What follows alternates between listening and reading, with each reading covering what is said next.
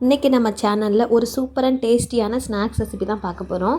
எப்போதும் செய்கிற மாதிரி உருளைக்கிழங்கை வச்சு கட்லெட் பண்ணாமல் ரொம்ப சத்தான சுவையான சொரக்காய் முள்ளங்கி பயன்படுத்தி ஒரு ஹெல்த்தியான கட்லெட் தான் எப்படி செய்யலான்னு பார்க்கலாம். ரொம்ப சிம்பிள் தான், ரொம்ப ஈஸியாக செஞ்சிடலாம். வெறும் 10 நிமிஷத்தில் இந்த முள்ளங்கி சொரக்காய் கட்லெட்டை எப்படி செய்யலான்னு பார்த்துடலாம். ஸோ அதுக்கு நான் இன்றைக்கி இந்த அளவு ஒரு முள்ளங்கியும் ஒரு அரை சொரக்காய் எடுத்துருக்கிறேன். இதை நம்ம நல்லா துருவி எடுத்துக்கிடலாம்.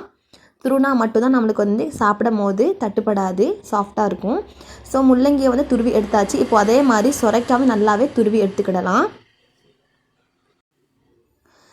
ரெண்டையும் நல்லா இந்த மாதிரி துருவி ரெடி பண்ணி எடுத்தாச்சு. இப்போ நம்ம என்ன பண்ண போகிறோம்னா, இதில் இருக்க எக்ஸஸ் வாட்டர் இருக்கும் இல்லையா, தண்ணி நம்ம பிரிஞ்சு எடுத்துக்கலாம்.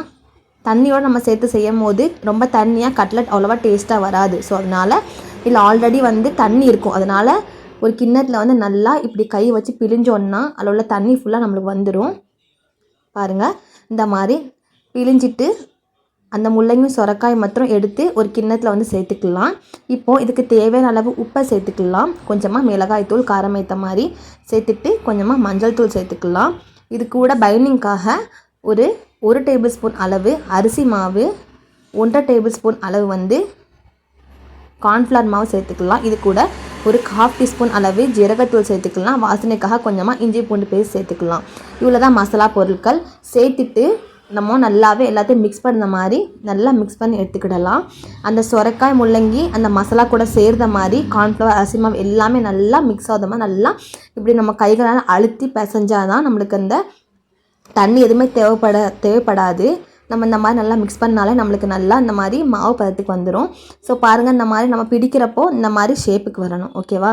தண்ணி ஒன்றுமே ஆட் பண்ணாதீங்க, அதே கரெக்டாக வந்துடும்.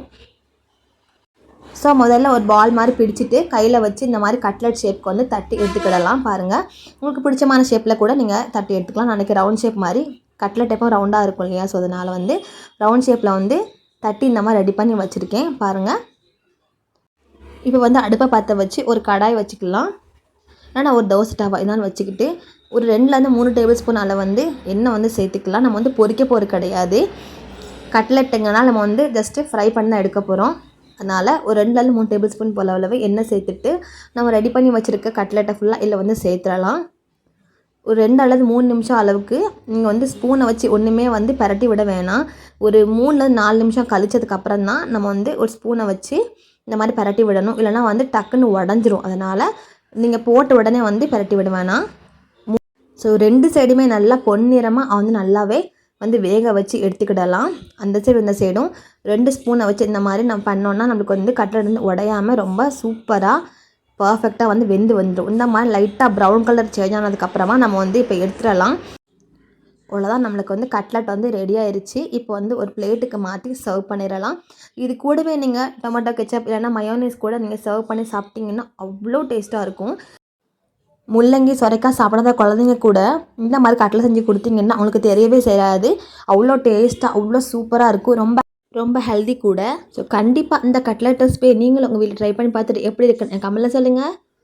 இந்த ரெசிபி உங்களுக்கு பிடிச்சிருந்துச்சுன்னா லைக் பண்ணுங்கள், ஷேர் பண்ணுங்கள், மறக்காமல் நம்ம சேனலை சப்ஸ்கிரைப் பண்ணுங்கள்.